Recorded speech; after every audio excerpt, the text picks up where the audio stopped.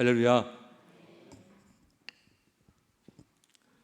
제가 군대를 가서 처음 자대를 배치받았을 때에 힘든 것 중에 하나가 이 고참들의 이 서열을 외우는 것이었습니다.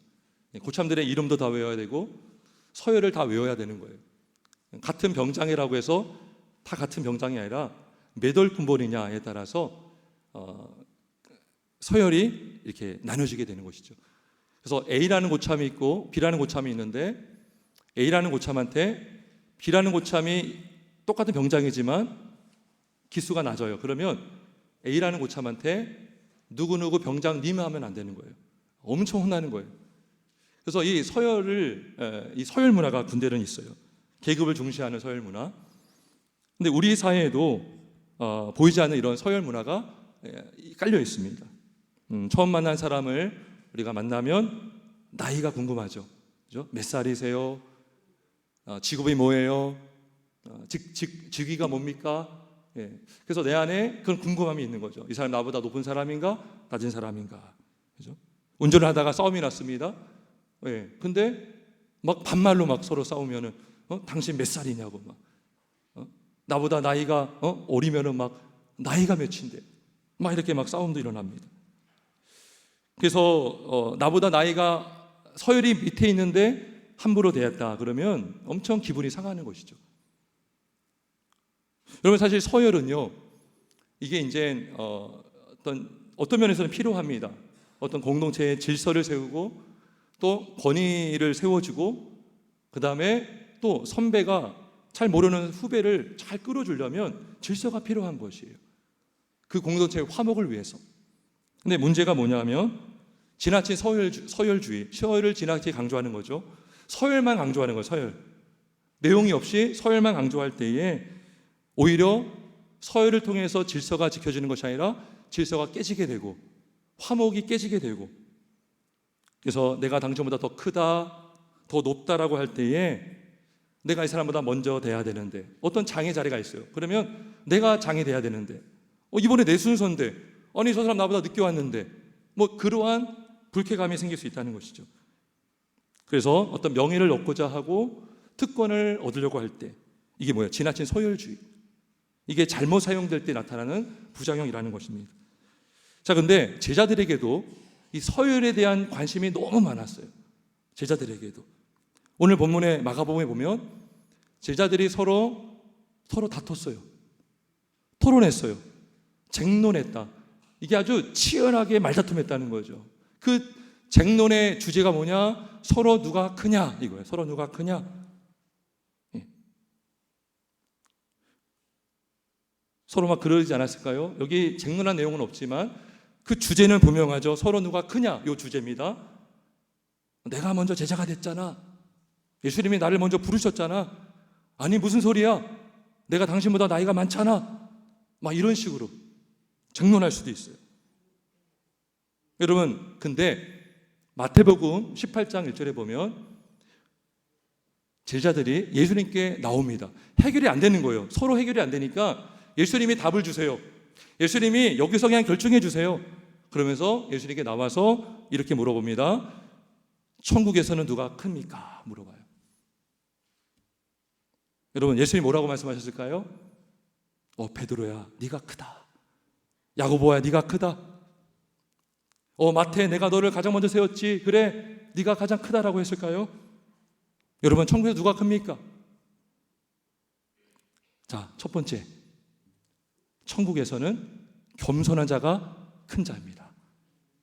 할렐루야. 겸손한 자가 큰 자입니다.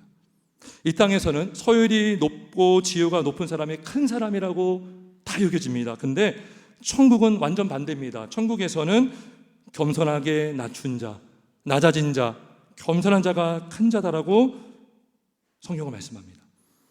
예수님께서 제자들에게 말씀 물어보십니다. 마가복음 9장 33절에 너희가 길에서 서로 토론한 것이 무엇이냐? 예수님이 모르고 물어보셨을까요? 알고 계셔요.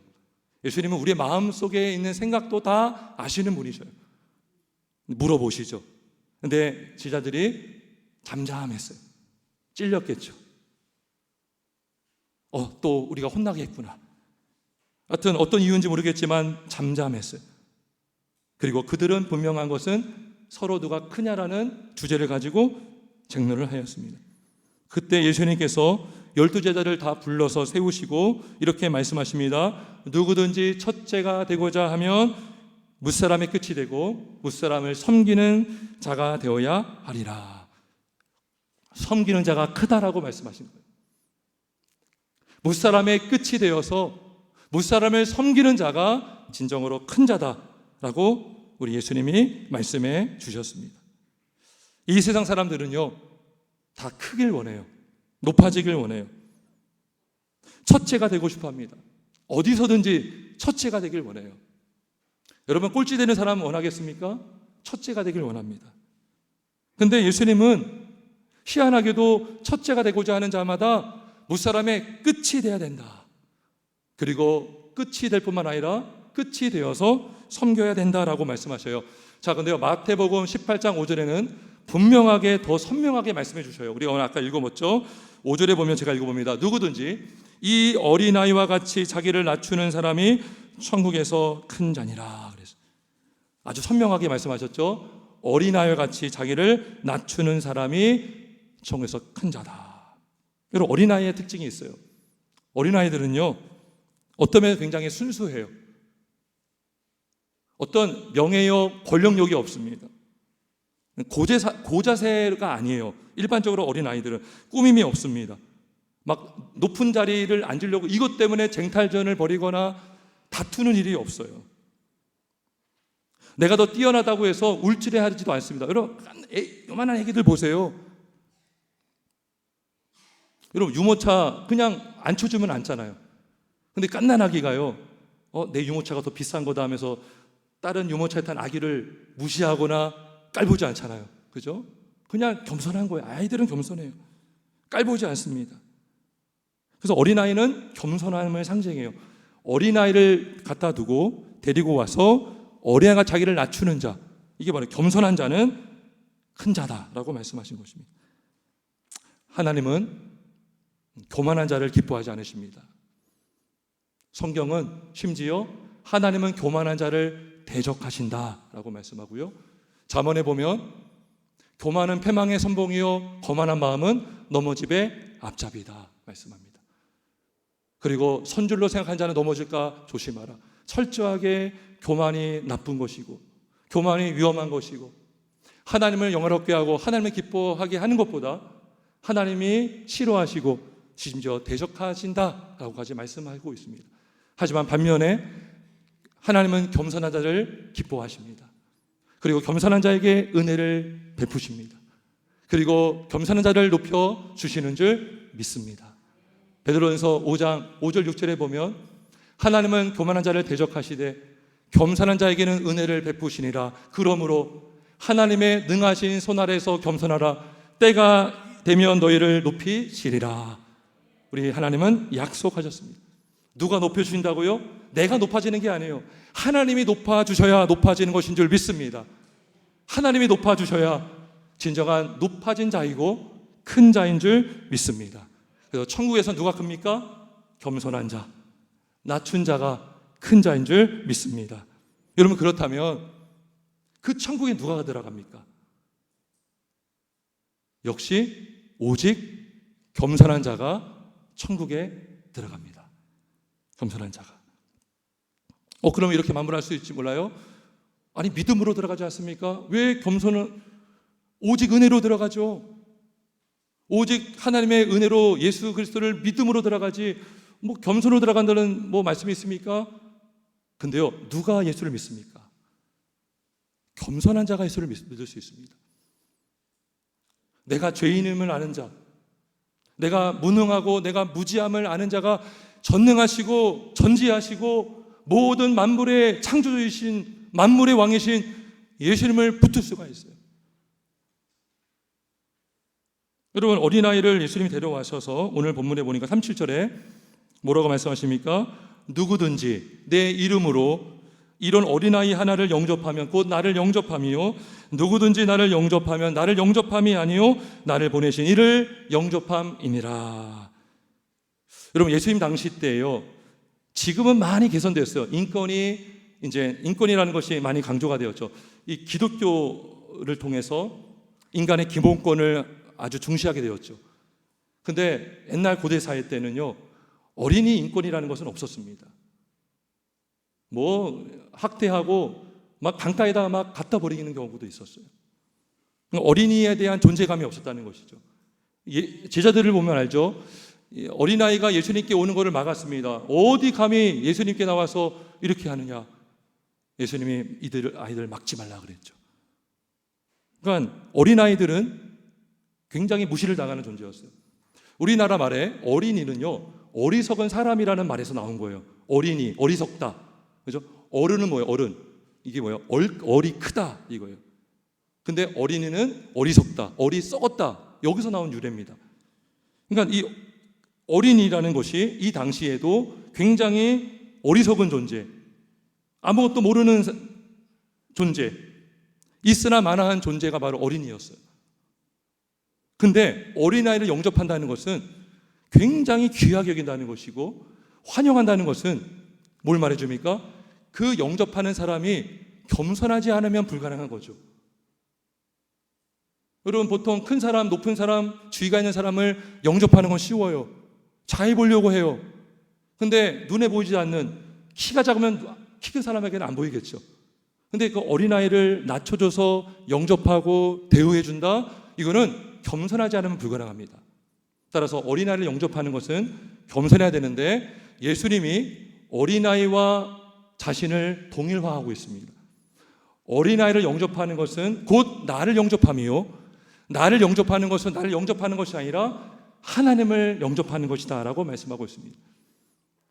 여러분, 예수님도 당시에 사람들이 조롱하고 무시했습니다. 예수쟁이들을 어리석은 사람이라고 그랬습니다. 초대교회 때에 안디옥 교인들에게 그리스도인이라 그랬는데, 그 그리스도인이라는 말은요, 좋은 의미가 아니었어요.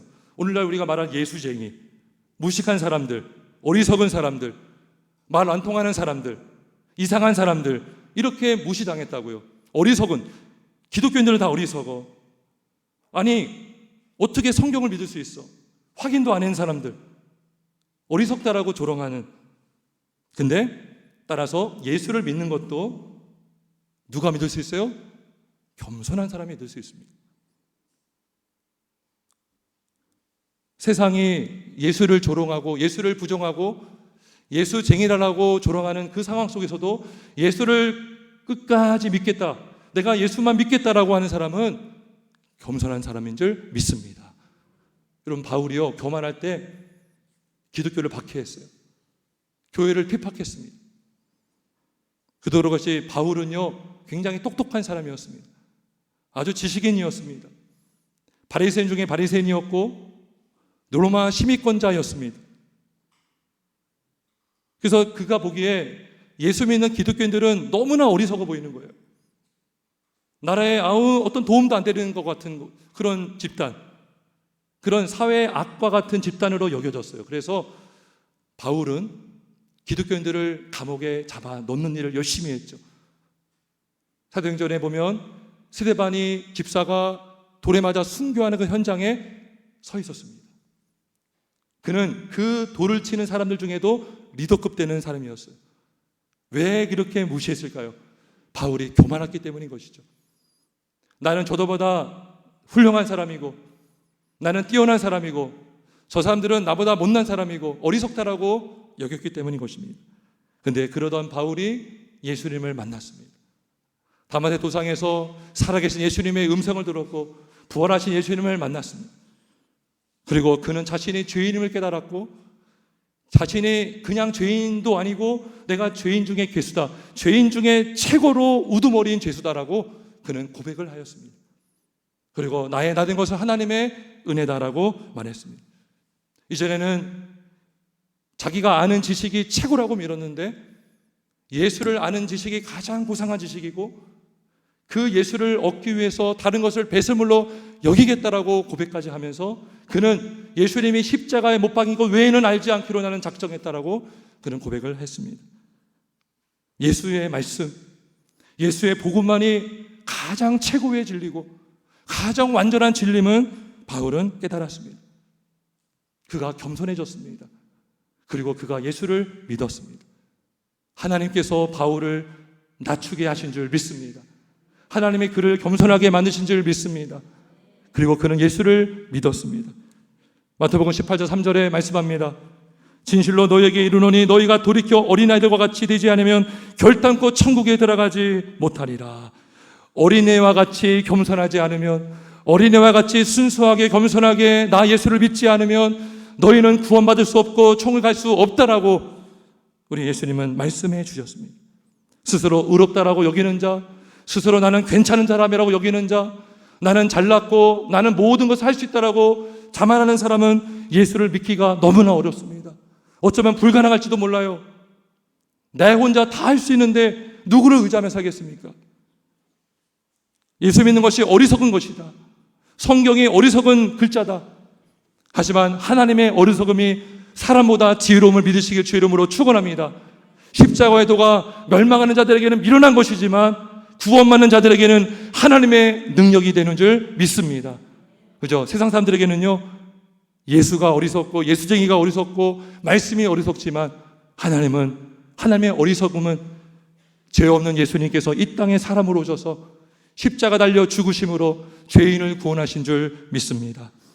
그래서 하나님의 은혜로 겸손하게 된 자는, 그러한 겸손한 자만이 참으로 예수님을 믿을 수가 있습니다. 왜냐하면 예수 외에는 구원의 길이 없고, 예수 외에는 참된 지혜가 없고, 예수 외에는 살아갈 방법이 없기 때문에 오직 예수를 붙들고 믿을 수가 있습니다. 따라서 겸손한 자가 천국에 들어갈 수가 있습니다. 세 번째로, 천국에서는 누가 상을 받을까요? 역시 오직 겸손한 자만이 상을 받습니다. 오늘 38절에 보면 요한이 예수님께 여쭤봅니다. 선생님, 우리를 따르지 않는 자는 어떤 자가 주의 이름으로 귀신을 쫓는 것을 우리가 보고 우리를 따르지 아니함으로 금하였나이다. 어떤 상황이냐면 예수님의 제자들의 무리가 있습니다. 어떤 사람이 있는데 그 사람이 귀신을 쫓아낸 거 예수의 이름으로. 여러분, 예수의 이름으로 귀한 사역을 한 거죠. 그러면은 아주 축복해야 될 일이 아닙니까? 격려해 줘야 될 일이죠. 환영해야 될 상황이죠. 근데 그 사람을 막았어요. 금했어요. 배척한 거예요. 왜 그랬을까요? 몇 가지 추측해 볼 수가 있어요. 일단은 그들 안에 시기심이 있지 않았을까? 왜냐하면 좀 전에 제자들이 귀신을 쫓아내지 못했습니다. 그죠? 귀신 들린 아이의 아버지가 왔을 때에 귀신을 쫓아내지 못했습니다. 예수님께 책망받았습니다. 근데 이 사람은 예수 이름으로 쫓아낸 거예요. 우리는 못했는데 이 사람은 한해 시기심이 나타났고 질투가 난 거죠. 그리고 또 하나, 이 제자들은 딱 12명이었습니다. 예수님이 직접 불러서 세운 제자들이죠. 그 안에는요, 기득권 의식이 있었을 거예요. 근데 듣도 보지도 못한 사람이 예수 이름으로 귀신을 쫓아내? 근데 우리를 따르지 않아? 감히 우리를 따르지 않아? 머리 쓰고 들어오지 않아? 여러분, 한 사람만 권위의식이 있는 것이 아니라요, 그게 집단이 되잖아요. 집단 기득권 형성이 딱 이루어집니다. 그러면 거기 들어가려면 머리 숙여야 되거든요. 근데 이 사람이 그렇게 따라오지 않은 거죠. 그랬더니 이 사람은 배척한 거예요. 여러분, 시기와 배척과 몰아냄이 다 어디서 나옵니까? 교만에서 나오는 것입니다. 제자들은 교만했습니다. 최소한 우리가 저 사람보다는 높은 위치에 있는데 저 사람이 우리 안에 들어오면 위기감이 있었을 것 같아요. 우리는 귀신을 못 쫓아냈는데 이 사람이 쫓아내니까 예수님께서 너 잘하는구나, 야 네가 먼저 가장 여기에 앉아라 하면은 어떻게 됩니까? 그죠? 위기감이 생겼고 불쾌했고 그를 배척한 것입니다. 그들 안에 교만이 자리 잡고 있었기 때문인 것입니다. 그러자 예수님께서 40절 41절에 말씀하십니다. 우리를 반대하지 않는 자가 우리를 위하는 자요, 누구든지 너희가 우리 그리스도에게 속한 자라 하여 물 한 그릇이라도 주누면 내가 진실로 너희에게 이르노니 그가 결코 상을 잃지 않으리라. 그리고 42절에 이어서 말씀합니다. 또 누구든지 나를 믿는 이 작은 자들 중 하나라도 실족하게 하면 차라리 연자 맷돌이 그 목에 매어 바다에 던져지는 것이 나으리라. 여러분, 누가 작은 자를 실족하게 할 수 있습니까? 누가 작은 자를 넘어뜨리게 하기가 쉽습니까? 바로 교만하면 그렇게 하기가 쉬워요. 왜요? 무시하기 때문에. 하지만 누가 작은 자에게 물 한 그릇이라도 줄 수 있습니까? 바로 겸손한 자가 작은 자를 섬길 수 있습니다. 그리고 그 섬기는 것을 우리 하나님이 다 보십니다. 여러분, 물 한 그릇 얼마 가겠습니까? 그 물값 얼마나 하겠습니까? 근데 그 냉수 한 그릇을 주는 것을 하나님은 귀하게 여기시고, 그 모습이 왜 귀합니까? 그가 겸손히 그 일을 행하잖아요. 그가 교만하지 않고 울질하지 않고 겸손하게 작은 자, 옛날 성경에는 소자에게 한 것이 나에게 한 것과 같다라고 하셨어요. 작은 자, 어린이에게 한 그 섬김과 대접과 영접과 그 도와주는 것이 하나님이 다 기억하시고 뭐라고 말씀하십니까? 결탄코 상을 잃지 않으리라. 할렐루야. 잃지 않을 것입니다. 천국에서 겸손한 자가 상을 받게 될 줄 믿습니다. 겸손한 자만이 작은 자를 섬길 수 있습니다. 작은 자를 넘어지지 않게 그를 보호해 줄 수 있습니다. 저와 여러분이 오직 겸손함으로 천국에서 상을 받기를 주의 이름으로 축원합니다. 가면서 29장 23절에 말씀합니다. 사람이 교만하면 낮아지겠고 마음이 겸손하면 영예를 얻으리라. 겸손한 자가 섬길 수 있으므로 하늘에 상급이 주어질 줄 주의 이름으로 축원합니다. 여러분, 그러면 우리는 어떻습니까? 여러분, 우리는 정말 저를 비롯해서 우리 모두는 겸손하게 예수님을 믿고 있습니까? 겸손하게 하나님과 이웃을 섬기고 있습니까? 섬기되 사람 따라서 사람을 차별하여 섬기고 있습니까? 아니면 작은 자도 섬기고 있습니까? 여러분, 쉽지 않습니다. 저도 순간순간, 여러분, 순간순간 우리 안에 교만한 마음이 싹쓸 때가 있어요. 여러분, 옛사람이 우리 안에 있습니다. 우리의 죄성은 죽을 때까지 없어지지 않습니다. 옛사람의 특징 중에 하나가 뭡니까? 교만한이라는 것입니다. 아담도 교만해서 타락했고, 다윗도 교만해서 타락했고, 여러분, 성경의 위대한 성경의 믿음의 사람들이 다 교만해서 넘어졌습니다. 이스라엘 백성들이 교만해서 망했습니다. 교만이 패망의 선봉이라고 성경은 말씀하고 있는 것입니다. 이러한 교만해지고 언제든지 높아지려고 하는 죄인과 같은 우리를 구원하시기 위해서 우리 예수님께서 이 땅에 낮은 몸으로 오셨음을 믿습니다. 예수님은, 우리는 높아지려고 하지만 예수님은 한없이 낮아지셨고 높아지려고 하는 죄인을 구원하시기 위해서 우리 예수님은 성육신 하셨습니다. 예수님께서 말씀하셨어요. 누구든지 첫째가 되고자 하고자 하는 자는 무사람의 끝이 되어야 하리라 그랬어요. 근데 예수님이야말로 무사람의 끝이 되셨습니다. 그리고 무사람을 섬기는 자가 되어야 되는데 예수님이야말로 무사람을 섬기러 이 땅에 오셨습니다. 인자가 온 것은 섬김을 받으러 함이 아니라 도리어 섬기려 하고 자기 목숨을 많은 사람의 대성물로 주려 함이니라 라고 말씀하셨습니다. 왕이신 예수님, 모든 것을 창조하신 예수님께서 낮고 낮은 이 땅에 아기 예수로 탄생하셨어요. 예수님이 말씀하셨죠. 어린아이와 같이 아니하면 천국에 갈 수 없다 그랬어요. 어린아이와 같이 겸손해라 그랬는데 예수님이야말로 어린 아기로 태어나셨습니다. 그리고 태어나자마자 좋은 조리원에서 있었던 것이 아니라 짐승들이 먹는 그 그릇 위에, 밥그릇 위에 누이셨습니다. 진정으로 왕으로 오신 예수님께서는 좋은 말을 타고 들어간 것이 아니라 나귀 새끼를 타고 예루살렘에 입성하셨습니다.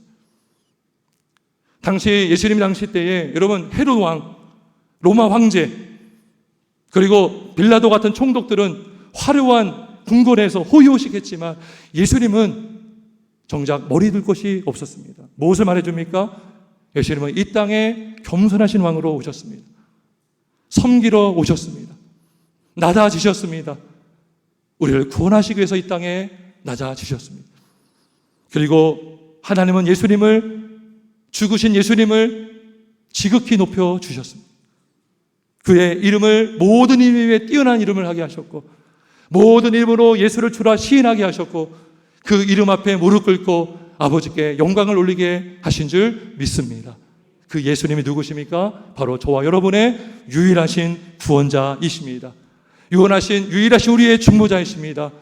우리를 유일하게 인도하시는 완전하신 우리의 목자이십니다. 그 예수를 믿어야 구원을 받습니다. 예수를 믿어야 우리는 진정으로 겸손하게 살아갈 수가 있습니다.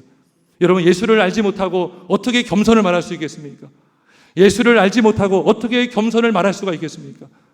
오직 예수님이야말로 참된 우리의 겸손의 본이 되어주시고 죄인을 구원하시기 위해서 자기를 비우시고 종의 형체를 가지사 죽기까지 복종하신 우리 주님이신 줄 믿습니다. 우리 예수님만이 우리의 완전하신 우리 주님이신 줄 믿습니다. 빌립보서 2장 3절의 말씀이죠. 아무 일이든지 다툼이나 허용으로 하지 말고 오직 겸손한 마음으로 각각 자기보다 남을 낮게 여기라. 아무 일이든지 다툼이나 허용으로 하지 말고 오직 겸손한 마음으로, 오직 겸손인 줄 믿습니다.